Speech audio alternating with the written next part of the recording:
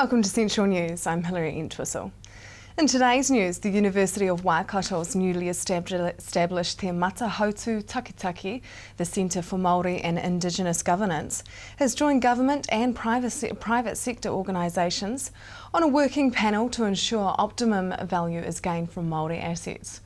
The initiative comes in response to recommendations 14 and 22 of the Māori Economic Development Panel's action plan announced in Wellington last month. The working panel's Dr. Robert Joseph of the University of Waikato says the panel will focus on projects to identify governance models for complex Māori ownership structures and for upskilling the abilities of those governing Māori assets. These couple of things, it's to accelerate successful governance within iwi and hapu and other Māori organisations and businesses. It's about providing cutting-edge research on Māori governance best practice models, collaborative research partnerships with Māori and other key stakeholders on Māori governance. It's working with Māori to evaluate and report on governance effectiveness and enhancement over time to improve performance. $854 million has been spent on gaming machines this year. The Problem Gambling Foundation sees an increase in problem gambling every festive season due to financial stress. Councillor Cheryl Smith says there is a harsh reality to problem gambling on pokie machines. When people are away from their mode of gambling, that they make a choice at that point when they're using that, what we were talking about before, their thinking part of their brain in the front, when they're away from it, and making that positive choice to stop. A Huntly farmer has been fined $15,000 for legally diverting water and constructing a stop bank in a wetland on his property. The case brought by Waikato Regional Council against Robert Beverland concerned two events where drains had been created in 2010 and a 450-metre stop bank constructed through the wetland adjacent to Lake Whangapare at a farm owned by Mr Beverland. The defendant pleaded guilty to 2 Resource Management Act charges arising from these incidents. Now for our region's weather. Hamilton, your Tuesday will be wet with the rain turning to showers in the afternoon and a humid northeasterly. Your expected high is 24 and an overnight low of 16. Tauranga, your Tuesday will have the occasional shower and you will also have the humid northeasterly. Your expected high is 23 and your overnight low is 19. Up next, we look at a Waikato Students First.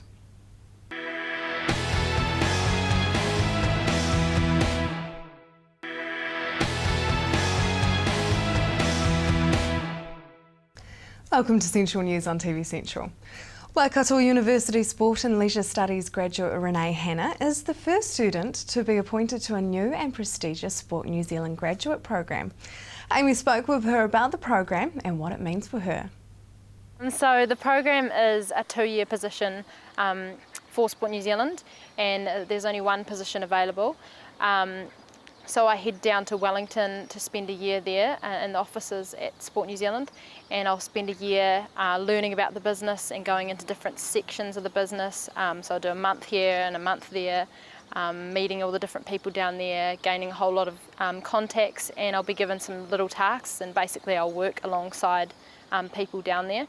And then from what I've learnt in my year down there, they'll then send me back up to the Waikato to either a regional sports trust or a national sporting organisation, and they'll give me a project and I'll have to run that project for the year. Now, was there an interview process? What was it that got you chosen for this position? So first of all, it was just like any other job. It was write a cover letter, send in your CV, and then from there there was 180 applications, and then from there they scaled that down to phone interviews. So I had a phone interview, and then I was kind of like not thinking anything would go much further than that, and then it was a Skype interview that was with a panel of 3, and then from that they selected 2 to head down to Wellington for the interview with the CEO of Sport New Zealand. And down there we had to do a presentation. So we were given a topic, how would we get 500,000 more New Zealanders active by 2015. So we had to present an idea on that and a plan that we would put to them, and talk about that down there, and then from there they selected me. Now, you're one of the first students to gain a position in this program. What are your expectations? It's quite hard to sort of know what I'm going into down there because I am one of the first, so they're kind of planning it as I go down there and seeing how it all falls into place. But sort of my main expectations going down there is just to learn as much as I possibly can from being down there within the crew at Sport New Zealand and making a whole lot of good contacts that I can carry through for the rest of my career. You've just finished your studies at Waikato University. Can you tell me a bit about your studies? So I did a Bachelor of Sport and Leisure Studies, and it took me quite a while because I was a part-time student doing my own sport. But I basically did a little bit of everything. So I did a bit of PE teaching, I did a little bit of health promotion, a little bit of psychology and physiology, just kept it pretty broad. And what sport was your main focus? So I am a water skier. I've been water skiing competitively for the past 9 years, and I compete in 3 events of water skiing: slalom, trick and jump. So tell us a bit about your previous sporting achievements. So my water skiing has been going on for quite a while. Last year I had a pretty big year and I went to the Under 21 Worlds, my last one, and my first Open Worlds. So that was in Russia and France. Skiing has been a pretty big part of my life for a long time, and now I'm sort of, this year will be a bit of a quiet year heading down to Wellington, but hopefully when I get back I'll be back into it because I would like to go to another World Champs. And what are your career goals? That's a hard question. I definitely want to stay within the sporting sector, ideally like some kind of management position within a regional sports trust or something like that, or stay within Sport New Zealand. That would be pretty cool.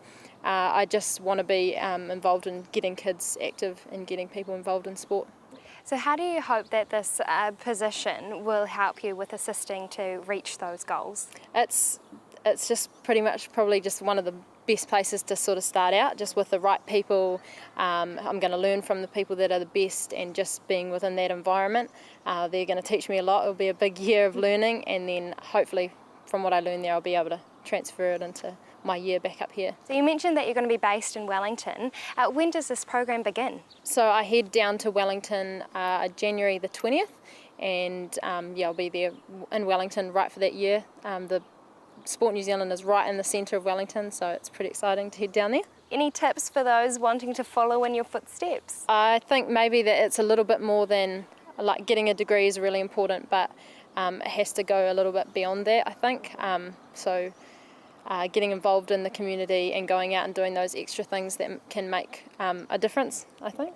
Now, at the beginning of your studies, you were awarded with the Sir Edmund Hillary Award. Tell us a bit about that. So the Hillary Scholarship is for people who are sort of representing New Zealand within their sport or way up there in the arts or music sort of area.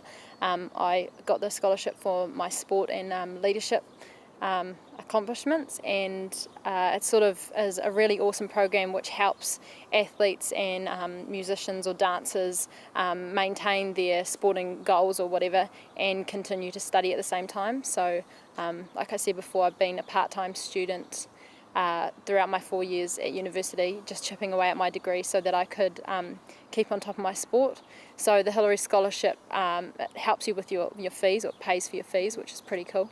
And as well as that, you get a whole lot of support in terms of personal development, and we have personal trainers available, physiotherapists and a high performance manager, so he sort of helps us plan our goals and helps us get in touch with people who might be able to help us achieve where we're going. Stay tuned, as up next we see how the fight for the municipal pools is going.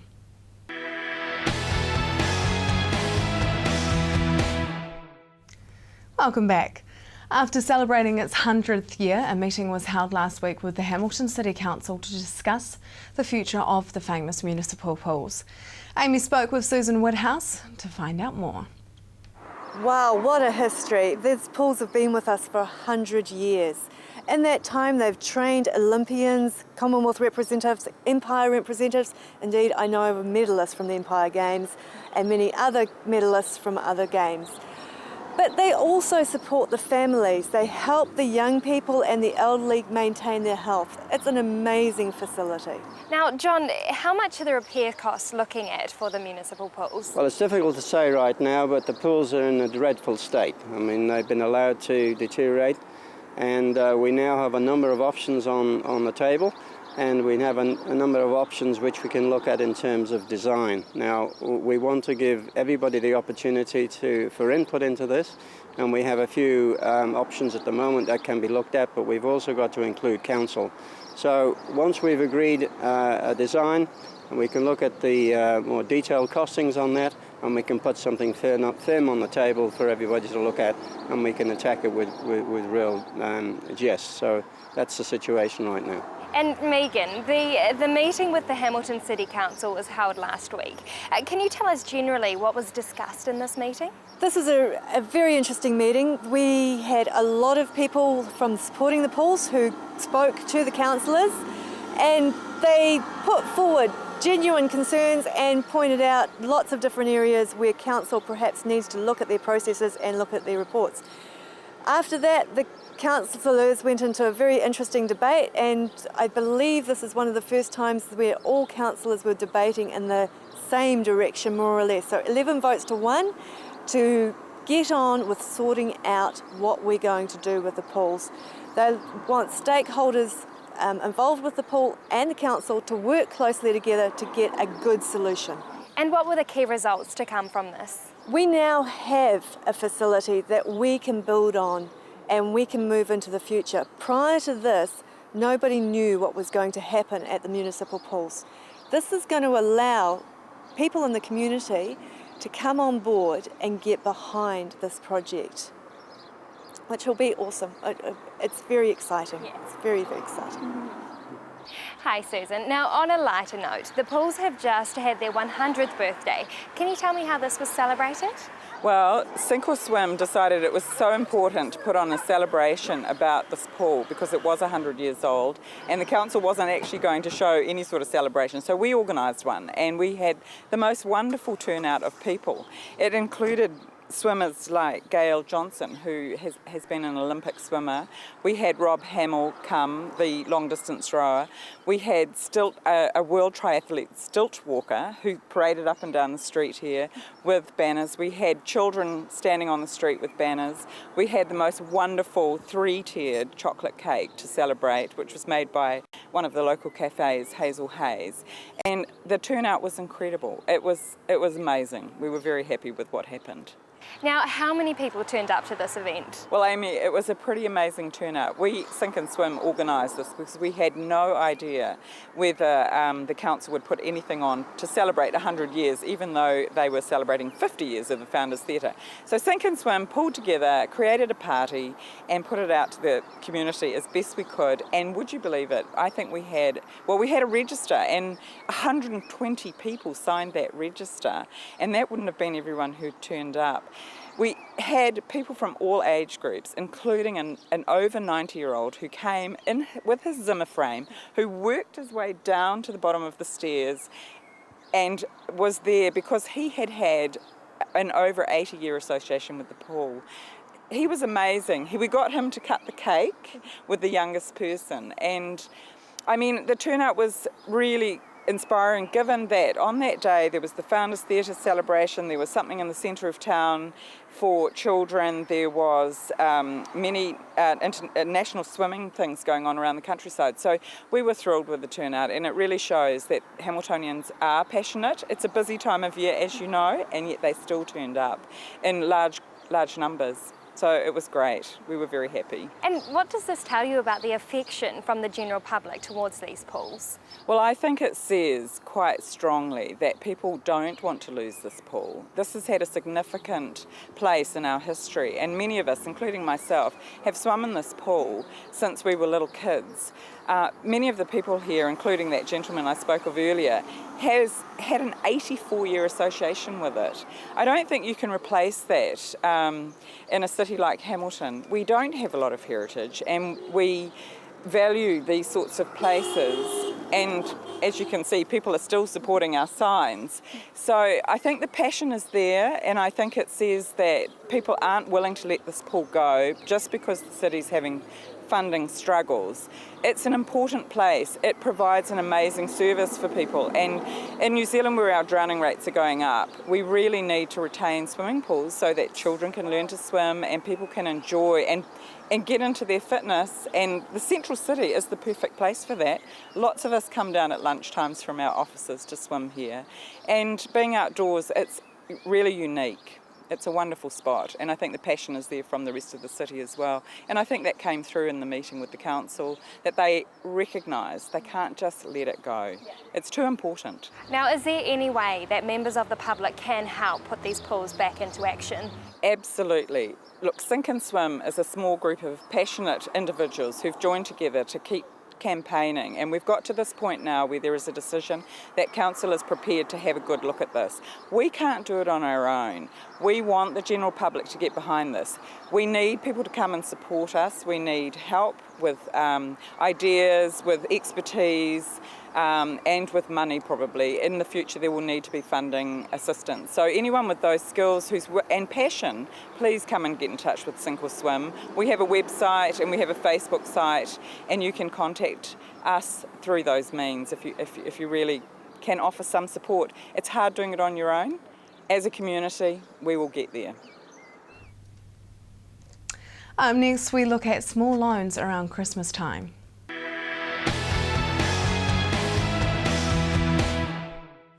If you have just joined us, welcome to Central News. Christmas can be a stressful time of year financially, and there are a lot of loan companies offering quick loans at the moment. And we spoke with Doug Wilson, our financial expert, to see if we are struggling, whether it is a good idea to take out a small loan. Well, I think you've got to look at the reason as to why we're getting the loan. If it's a loan because of need, in terms of some real costs that are in front of us that add value to what we're doing, then it can be a workable solution. If we've created the loan because of buying things out of want, then it's not the best way to plan to those eventualities, if you like. Because often those type of loans come at a real cost. They're high interest rates, very high interest rates, and quite strict terms and conditions that often are in very fine print. So I think one needs to be very cautious before going down that path. So tell me, what would the negatives be of a small cash loan? Well, as I just mentioned, I think the biggest negatives are the interest rates that you incur. Typically they'll be very high interest rates, in excess of 19-20% and beyond. And also they can come with terms and conditions that aren't often understood and can put you in a worse asset position, if you like, if you don't meet those terms and conditions. And are there any benefits? Well, look, I think the only real benefit I would see in terms of taking that type of loan out is if you have got a situation where you've got real costs. These costs, or the situation hasn't come out of poor spending decisions, that you've got a bit of a glip, a period where you've got to get through, that can help alleviate the position. I think you need to understand and plan for how you're going to come out the other side of that decision in terms of repaying that loan. So there's got to be an end to it rather than just a gap filler, because that will be required to be repaid at a point. Now, what would your tips be for preparing financially for Christmas this year? Some of it sounds a little bit trite, but look, it's not rocket science. It is about planning financially, anticipating what costs are going to fall, over that period in January and February, because you will have potentially additional expenditure in terms of holiday spending. So you've got to set your sights on then deciding if that's the kind of expenditure, can we actually afford that? Because as you say, you want Christmas to be enjoyed rather than to create additional stress through financially poor decisions. So I think really sitting down and understanding before going out and buying impulsively what your budgetary constraints are around that. So perhaps discussing a budget with the family? Yeah, so absolutely, and if need be, through advisors. There's some great online offerings that allow you to sort of work through a sort of a process and a system to work out what your budgetary constraints could look like. So tell me, what are some good financial resolutions to make this year? Right, again, they're all pretty tried and tested type comments, but they are the real things. I think you've sitting down, preparing a budget. even if it's at a high level. You just got to make a start on that process. Understand your monthly outgoings and your monthly incomings, and what at a high level have you got left in discretionary spend. So each week, in your mind you've got $300, $400, $500 a week that's available to you after you've covered your base costs. I think it's been resolute around making good spending decisions, buying assets, not liabilities. I know there's a good ad on TV which sort of resonates to that comment. Really make the hard call and say, do we really need that? Is it really going to add value to the family, to ourselves, or is it just a luxury? And if it's a luxury, have we got the disposable income to cover that luxury? And do you have any tips to carry out these resolutions? Yeah, I think making sure you've got some accountability. Now, how do you achieve that? One good simple way is actually involving someone you might see as independent to the process. Now that could be another family member or a friend, or someone who's got some some financial skills that you might know as well, and get them to put some accountability into your process. And that might be coming back, checking in on your budget, see how you're going with that, or someone you might bounce the idea of, hey, I'm thinking of buying this, which is for material items obviously, but what do you think? Is it a good idea?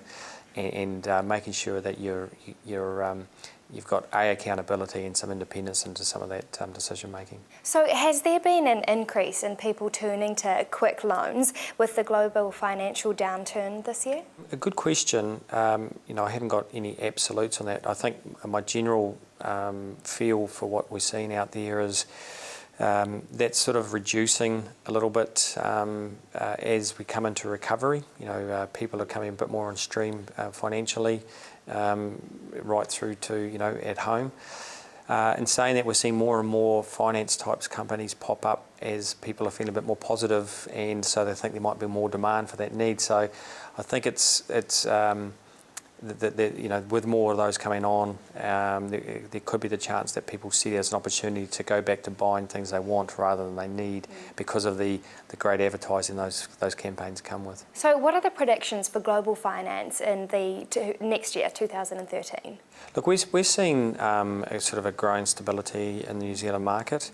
Look, it's going to be continued what they call grumpy growth, heading in the right direction, but there will be periods where it falls flat or it does go backwards. We're seeing that often now in the market. It's pretty well documented, but not well understood generally. So I think people need to appreciate, don't get caught in the moment in terms of the news they're reading. We're heading in the right direction. The drop-offs we're having at each drop-off are getting better each time, so we're heading upwards, is what I'm trying to say. So the Waikato market particularly is operating in a very, very nicely in its little wee bubble based on the commodity and food story that's working well for New Zealand. That is the news for today. We really want you to be involved, so like us on Facebook and let us know your views. If you have news including your own video and photos, go to our website and hit upload. Thanks for joining us. I will be back tomorrow night with more guests from in and around the regions. I'm Hilary Entwistle. Have a lovely evening.